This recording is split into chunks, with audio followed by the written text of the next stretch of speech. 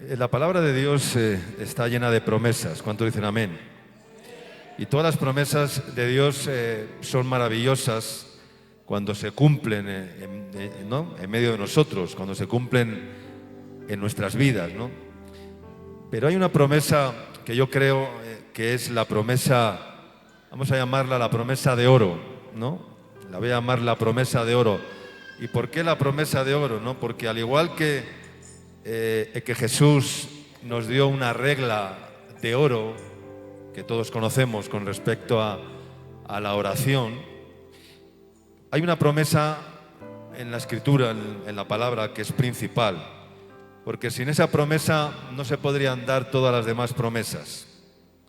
Y es de esa promesa que vamos a ver en esta mañana, ¿no? Es la promesa del Padre, porque para ser vírgenes sensatas, lámparas encendidas, para tener aceite en nuestras lámparas, como hemos escuchado en estos días, necesitamos recibir esta promesa y que se cumpla esta promesa en nuestras vidas. Amén. Vamos a leer Hechos de los Apóstoles, capítulo 1, versículos del 4 al 11. Dice la palabra de Dios: y estando juntos les mandó que no se fuesen de Jerusalén, sino que esperasen la promesa del Padre, la cual les dijo: oísteis de mí. Porque Juan ciertamente bautizó con agua, mas vosotros seréis bautizados con el Espíritu Santo dentro de no muchos días. Entonces los que se habían reunido le preguntaron diciendo: Señor, ¿restaurarás el reino de Israel en este tiempo?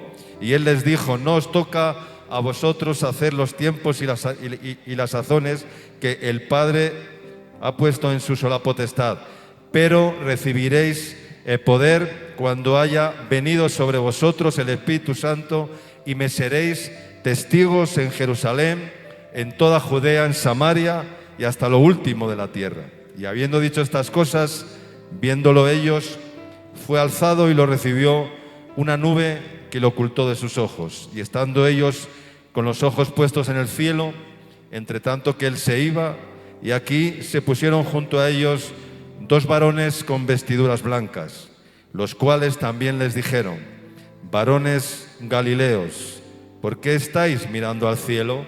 Este mismo Jesús que ha sido tomado de vosotros al cielo, así vendrá como le habéis visto ir al cielo. Y el Señor bendiga su palabra. Amén. Esta palabra fue dada dentro de un contexto muy particular. Estas palabras merecen, yo creo, toda nuestra atención, porque fueron dichas en el mismo momento en el que Jesús iba ¿a qué? Iba a ascender a los cielos, iba a partir a los cielos, ¿no? Y esto me hace recordar, pues, cómo hacemos los hombres normalmente cuando estamos moviéndonos hacia un lugar o vamos a hacer algo, ¿no? Vamos a trasladarnos, vamos a hacer un viaje, por ejemplo, y guardamos como para el final, pues, los asuntos más importantes que tenemos que delegar, por ejemplo, para que no se nos olviden, ¿no? O para que no les olviden a las personas que están con nosotros, ¿no? El que administra un negocio, una empresa, una institución, un organismo, pues las cosas importantes que tiene que recordar a sus empleados o a sus compañeros o a sus consiervos, pues se las recuerda justamente al final.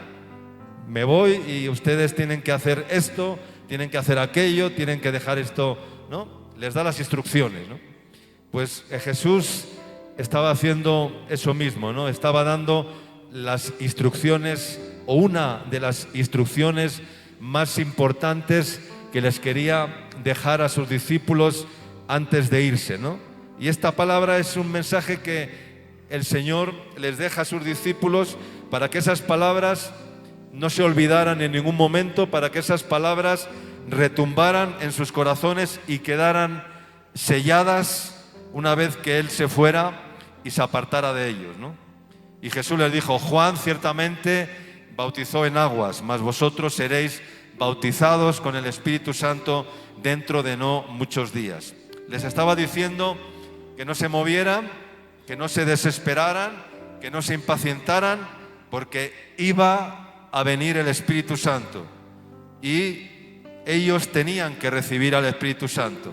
Ellos tenían que estar atentos, o estaban atentos, escuchando las palabras de Jesús, pero de repente hemos leído en el texto que alguien de ellos le hizo una pregunta y le dijo: Señor, ¿restaurarás el reino de Israel en este tiempo? Como diciéndole: pero tú no viniste a restaurar el reino de Israel, ahora estás yéndote y ¿qué va a pasar, ¿no? con la restauración del reino de Israel. Como no le estaba diciendo como que no estaba haciendo lo que realmente ellos esperaban, ¿no? Y Jesús le responde: no os toca a vosotros saber los tiempos o las sazones que el Padre ha puesto en su sola potestad. Es decir, les estaba diciendo: a ustedes no les corresponde saber esto. En otras palabras, les estaba diciendo: no se me distraigan, ¿no? No se me distraigan con otras cosas, ¿no?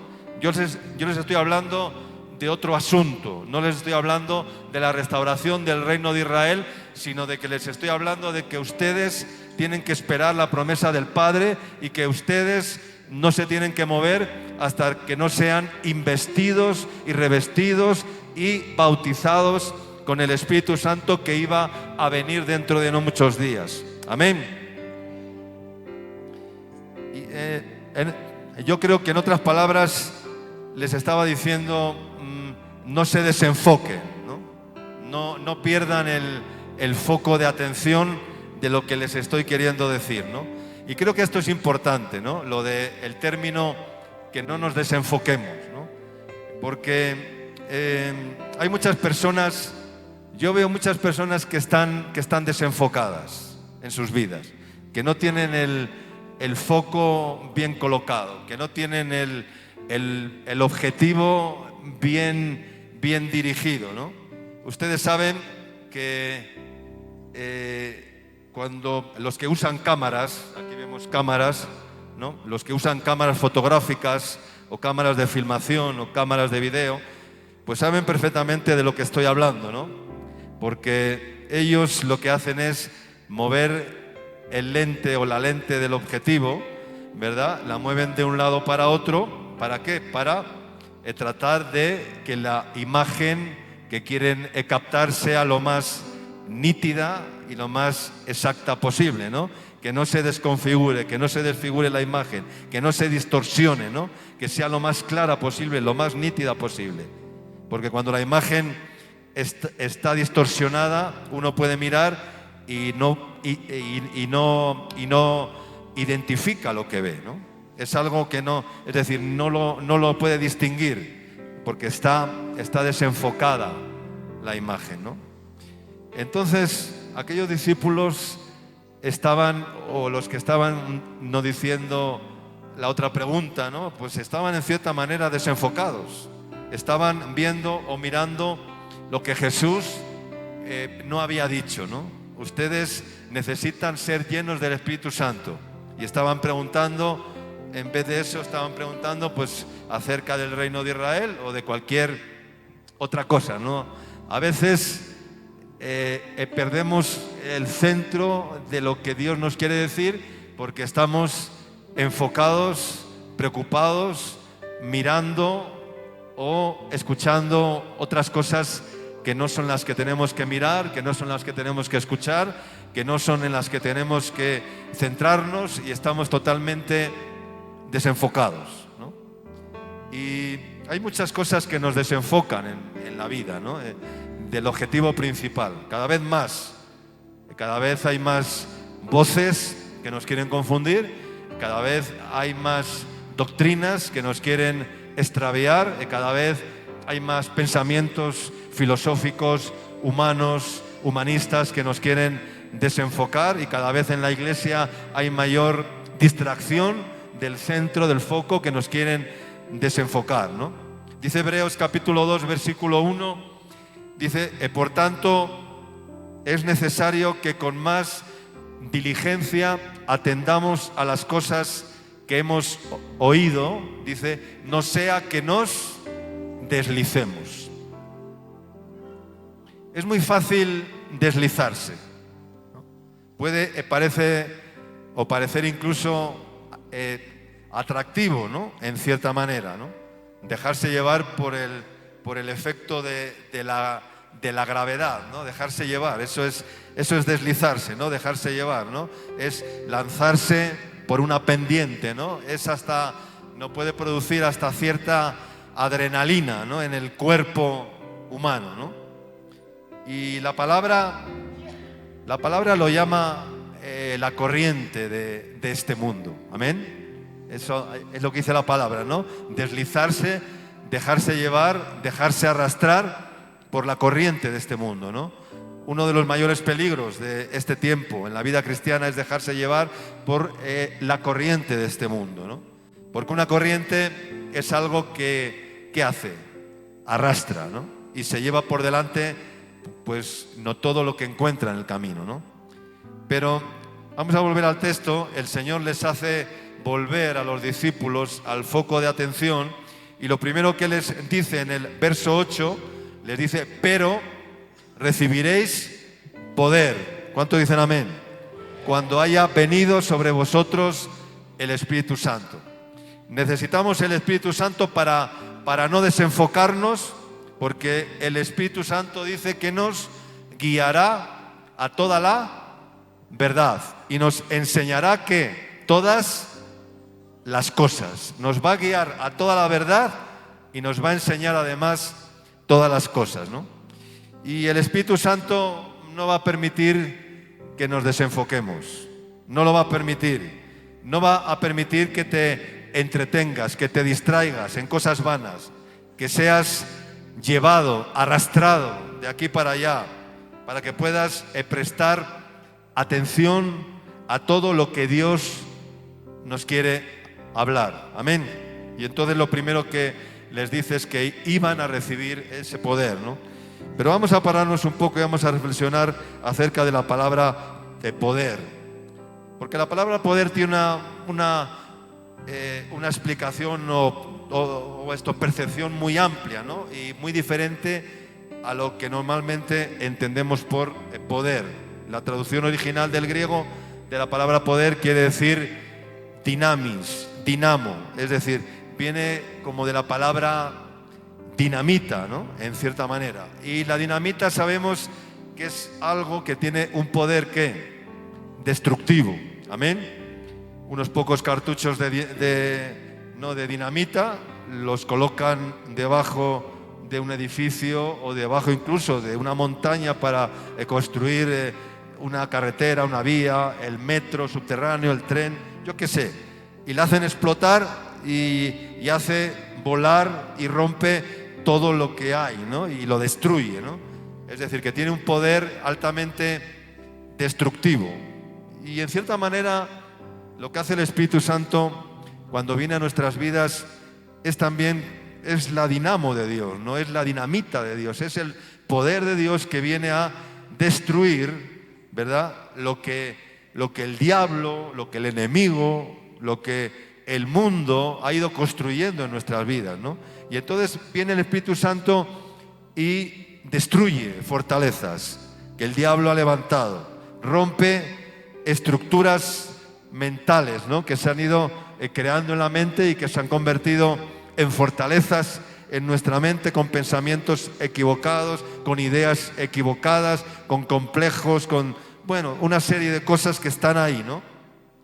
Y engaños, mentiras que el diablo viene a poner en las vidas. No sirves para nada, vienes de una familia miserable, en tu familia ha habido, tu padre murió de cáncer, tú vas a morir de cáncer, no sé qué, no sé cuántos, y una serie de cosas que van creando temores, inseguridad ¿no?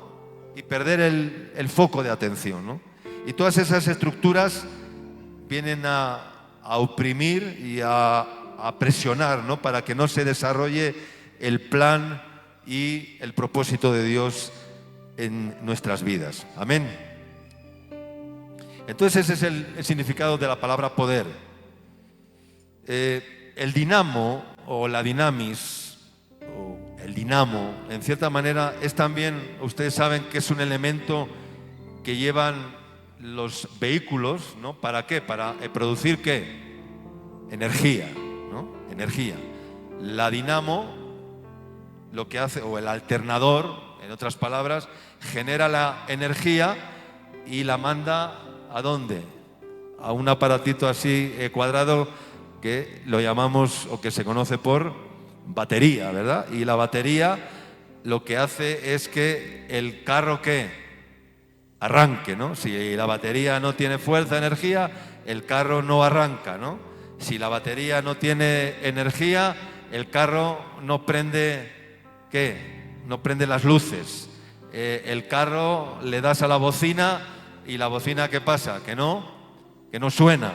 En definitiva, que el auto no marcha, no va a caminar, ¿no? Y cuando no hay energía, cuando no hay esa dinamis de Dios, no produce energía, ¿no? El auto no camina, el auto no prende las luces, el auto no toca, no suena la bocina. Y así andan a veces muchos cristianos en sus vidas. Así andan muchos cristianos, que ni prenden las luces, que ni tocan la bocina, que ni prenden, que ni arrancan, que ni suben, ni bajan, que están ahí, ¿verdad? ¿Y por qué? Y tienen las luces apagadas en sus vidas, las lámparas apagadas, porque no tienen la energía, la dinamis del Espíritu Santo, el poder del Espíritu Santo en sus vidas. Amén.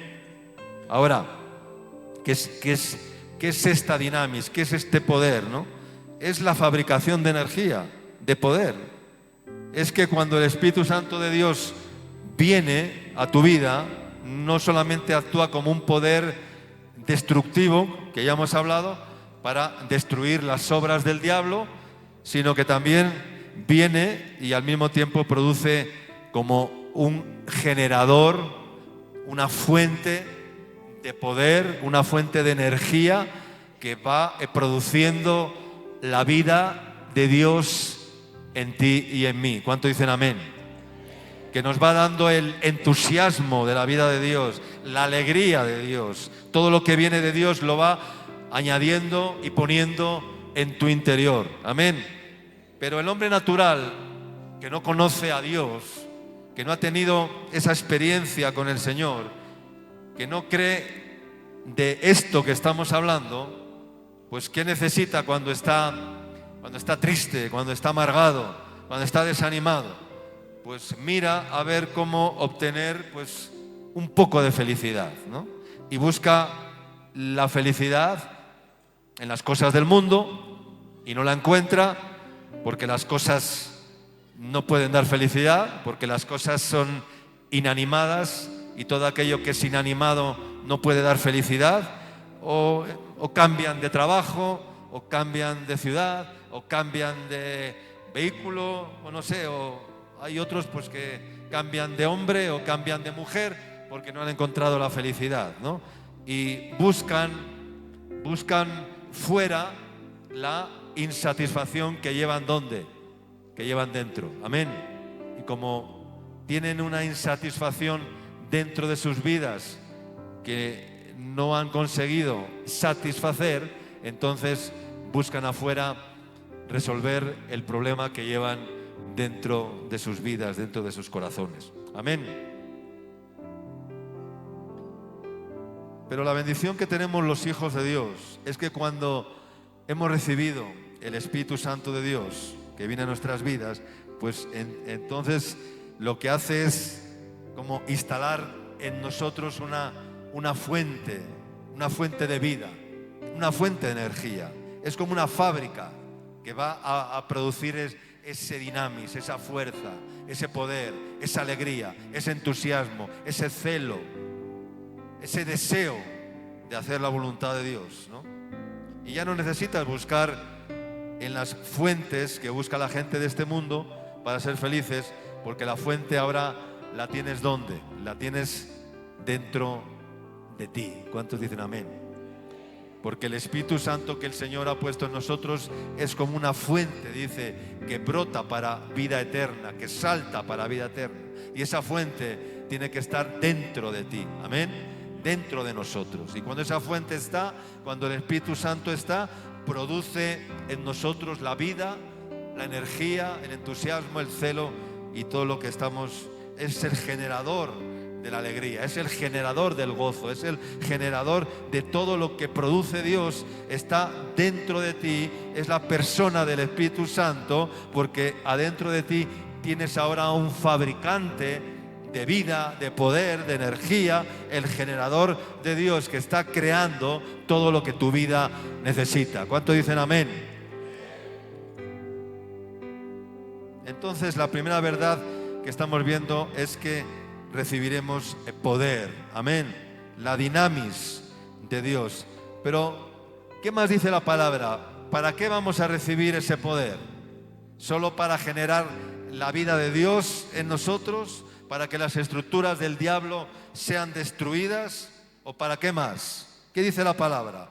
Recibiréis poder, dice, para que seáis ¿qué? Mis testigos. ¿Cuánto dicen amén? Testigos. Seréis verdaderamente mis testigos. No solamente aquí en la iglesia, no solamente en tu casa, no solamente en tu barrio, o en tu zona, o en tu... No, sino seréis testigos, dice, en Jerusalén, en Judea, en Samaria y hasta lo último de la tierra. Amén. Y ese es el propósito de Dios. Ahora bien, vamos a ver un poquito lo que significa ser un testigo, ¿no? Yo puedo decir, mira, saben, esta mañana cuando pasé por ahí, en la esquina alguien dijo que había habido un accidente 3 cuadras más abajo en la avenida, había habido un accidente y había habido una persona que había fallecido porque la habían atropellado y no sé qué, no sé cuántos, ¿no? Pero tú lo viste, ¿no? Le puedo preguntar, ¿cómo sabes que hubo un accidente y que una persona falleció y que no sé qué? Y dice, pues bueno, pues que alguien me lo contó, ¿no? Alguien vino y me lo dijo, ¿no? Pero de repente viene otra persona corriendo, ¿verdad?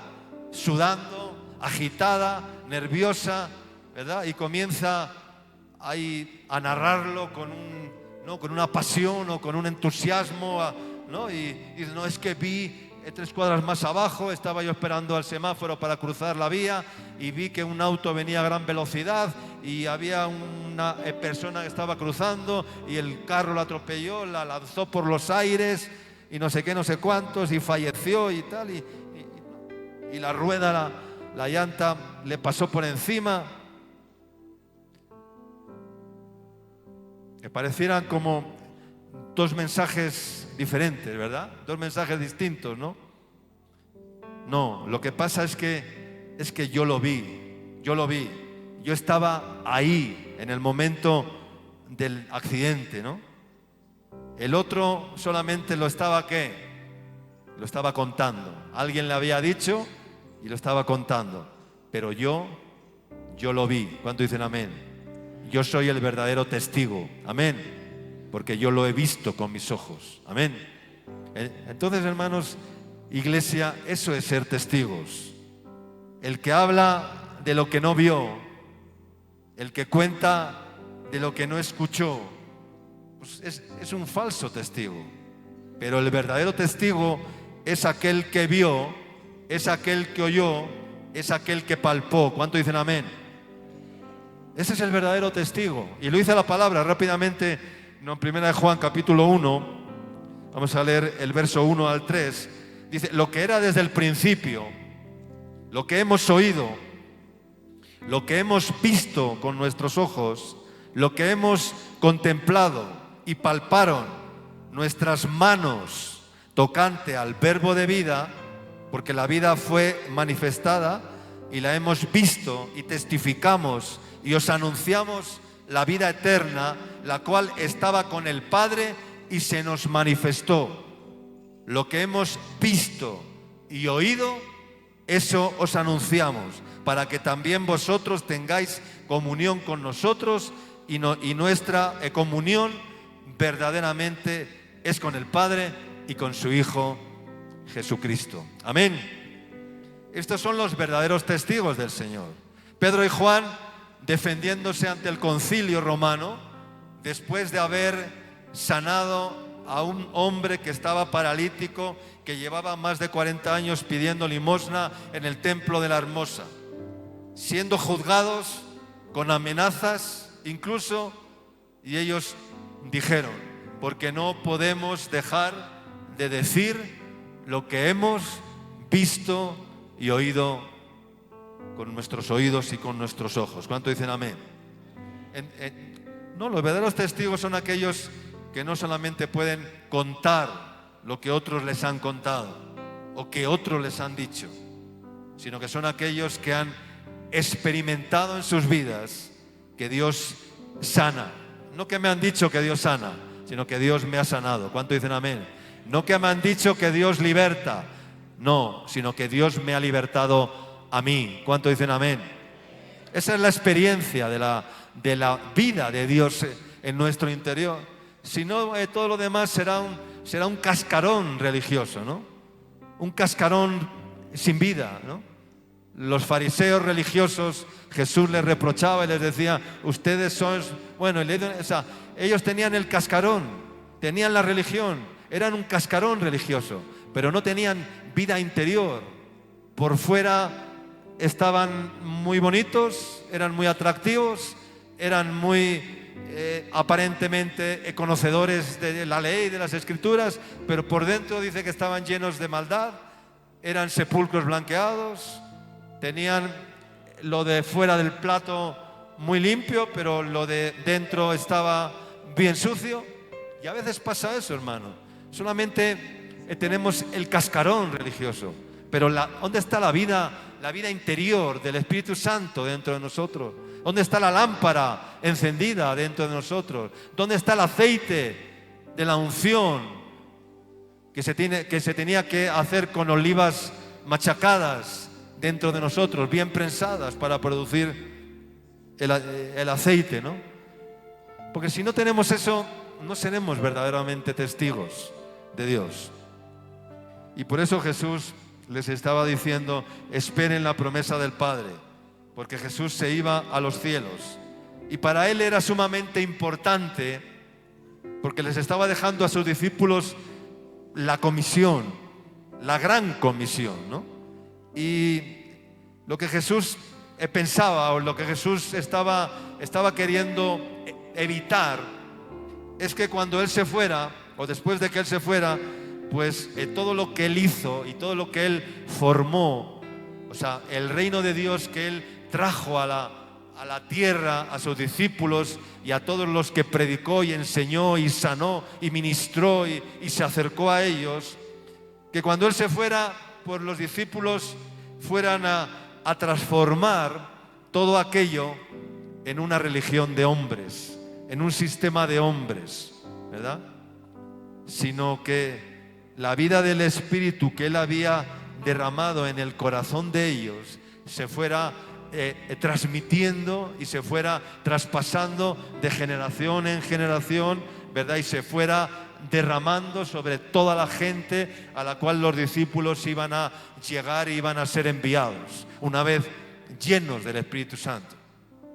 Y Jesús pensaba: no, yo me voy, pero esto no puede convertirse ahora que yo me he ido en un sistema de hombres religioso. No, el reino de Dios tiene que continuar, el reino de Dios se tiene que extender, y la justicia de Dios se tiene que extender, y los milagros de Dios se tienen que multiplicar, y los discípulos tienen que crecer, y esto se tiene que expandir, y esto tiene que ser como una explosión por todo lugar.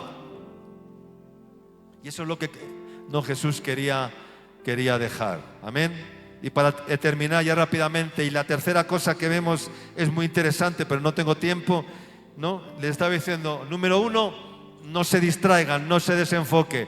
Número 2, recibirán poder y entonces serán verdaderamente mis testigos, ¿no? Y la tercera verdad que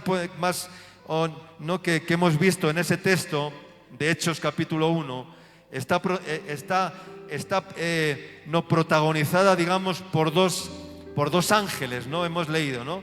Que estando ellos con los ojos puestos en el cielo, entre tanto que él se iba, y aquí se pusieron junto a ellos dos varones con vestiduras blancas. Esos dos varones eran dos ángeles, los cuales también les dijeron: varones Galileos, ¿por qué estáis mirando al cielo? Este mismo Jesús que ha sido tomado, llevado de vosotros al cielo, dice, así vendrá como le habéis visto ir al cielo. Amén. Esta palabra nos tiene que llenar de gozo y de alegría de saber que no todo se termina. Amén. Este mismo Jesús no nos lo van a cambiar. El mismo Jesús que fue o que un día ascendió a los cielos, el mismo Jesús un día volverá y vendrá. ¿Cuántos dicen amén? Y ese mismo Jesús es el que la iglesia está esperando. La iglesia llena de vírgenes sensatas está esperando que Jesús vuelve y cree que Jesús vuelve. Amén. Y por eso dice Primera de Tesalonicenses 4:13, tampoco queremos, hermanos, que ignoréis acerca de los que duermen, para que no os entristezcáis como los otros que no tienen esperanza. La gente no tiene esperanza en este mundo. La gente está triste, la gente está deprimida, la gente está temerosa, la gente no tiene esperanza y desconoce su destino. Viven entristecidos. La gente que no sabe de su mañana vive triste porque no conoce su futuro. Pero los verdaderos hijos de Dios, los que hemos recibido la promesa del Padre, no somos de esos. ¿Por qué? Porque tenemos una esperanza viva. ¿Cuánto dicen amén? Y esa esperanza es como un firme ancla de nuestra alma. Entonces, hermanos, tres cosas muy importantes. No te desenfoques, llénate del Espíritu Santo, de su dinamis, de su poder, para ser un verdadero testigo. Y número 3, pon tu mirada en el cielo y mantén viva la esperanza de que el Señor vuelve. Amén.